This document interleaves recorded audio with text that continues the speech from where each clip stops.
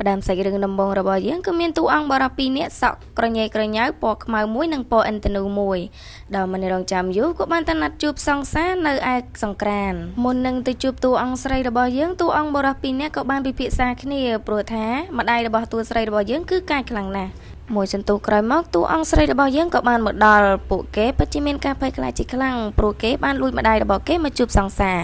ព្រោះម្ដាយរបស់គេគឺកាចខ្លាំងណាស់ជ័យផាន់អ្នកណាក៏ល្បីនៅក្នុងស្រុកភូមិនេះដែរក្រឡេកមកមើលទូប្រុសរបស់យើងទាំងពីរនេះវិញមានការអន្ទែនតែងជាខ្លាំងព្រោះខ្លាចមិនបានជួបសង្សារបន្ទាប់មកតួអង្គស្រីរបស់យើងក៏បានមកដល់តួអង្គប្រុសរបស់យើងពេលឃើញតួអង្គស្រីមកដល់បែបនេះពិតជាមានការសប្បាយចិត្តជាខ្លាំងបន្ទាប់ពីតួឯកប្រុសរបស់យើងឃើញតួស្រីមកដល់បែបនេះក៏បាននាំតួឯកស្រីរបស់យើងទៅអង្គុយនៅកន្លែងស្ងាត់ស្ងាត់ម្នាក់មកគូដើម្បីសារសងគ្នាក្រឡេកមកមើលតួអង្គប្រុសរបស់យើងសក់ក្រញ៉ាញ់ពណ៌ខ្មៅម្នាក់នេះវិញកំពុងតែសារសងជាមួយនឹងសង្សាររបស់គេចំណែកតួឯកប្រុសរបស់យើងក៏មិនណយដែរគេកំពុងតែសារសងគ្នាជាមួយនឹងសង្សាររបស់គេ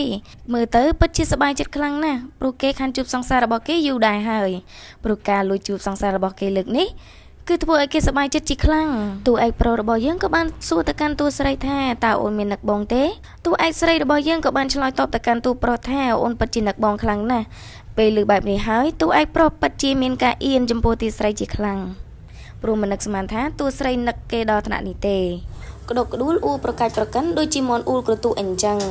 គ្រូលេខមកមើលគូនេះវិញក៏មិនចាញ់គូមុនប៉ុន្មានដែរតួប្រុសរបស់យើងក៏បានសួរទៅកាន់តួស្រីថាតើអូនចង់លេងប៉ាត់ម្សៅទេ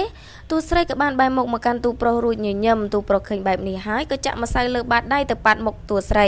គេសប្បាយចិត្តណាស់បានប៉ាត់ម្សៅមុខសង្សារគេបែបនេះមុខគេញញឹមញញែមាត់ស្រួចដូចជាមាន់រពឹងអញ្ចឹងមិនទាន់បានប៉ុន្មានផងយាយផាន់ក៏បានមកដល់ឃើញបែបនេះហើយក៏បានស្រែកញែកញែកដាក់ទៅកាន់តួប្រុសរបស់យើងថាណែសក់ក្រញ៉េក្រញ៉ាញ់ក្រញ៉េក្រញ៉ាកុំចង់មកប្រេផ្ដាស់លើកូនស្រីអញ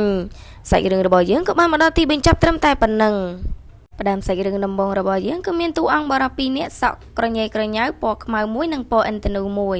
ដែលមិនរងចាំយូរក៏បានទៅណាត់ជួបសង្សារនៅឯសង្ក្រានមុននឹងទៅជួបតួអង្គស្រីរបស់យើងតួអង្គបរិបពីរនាក់ក៏បានពិភាក្សាគ្នាព្រោះថាម្ដាយរបស់តួស្រីរបស់យើងគឺកាចខ្លាំងណាស់មួយសន្ទុះក្រោយមកតួអង្គស្រីរបស់យើងក៏បានមកដល់ពួកគេពិតជាមានការភ័យខ្លាចជាខ្លាំងព្រោះគេបានលួចម្ដាយរបស់គេមកជួបសង្សារ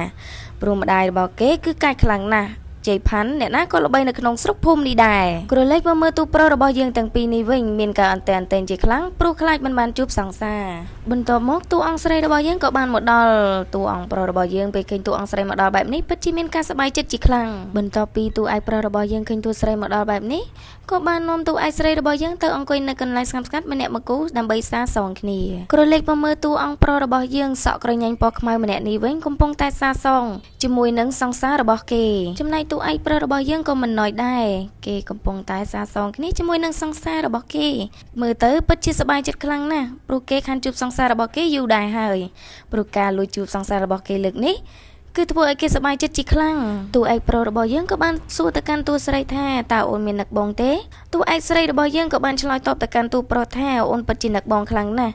ពេលលើបែបនេះហើយតួឯកប្រុសពិតជាមានការអៀនចំពោះទីស្រីជាខ្លាំងព្រោះមិននឹកស្មានថាតួស្រីនឹកគេដល់ថ្នាក់នេះទេក្តុកក្ដួលអ៊ូប្រកាច់ប្រកាន់ដូចជាមន់អ៊ូលក្រទូអញ្ចឹងគ្រូលេខមកមើលគូនេះវិញក៏មិនចាញ់គូមុនប៉ុន្មានដែរតួប្រុសរបស់យើងក៏បានសួរទៅកាន់តួស្រីថាតើអូនចង់លេងប៉ាត់ម្សៅទេតួស្រីក៏បានបែរមុខមកកាន់តួប្រុសរួចញញឹមតួប្រុសឃើញបែបនេះហើយក៏ចាក់ម្សៅលើបាតដៃទៅប៉ាត់មុខតួស្រី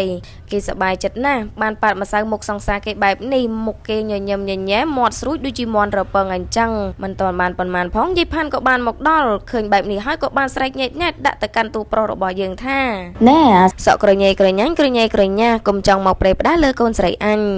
សាច់រឿងរបស់យើងក៏បានមកដល់ទីបញ្ចប់ត្រឹមតែប៉ុណ្ណឹង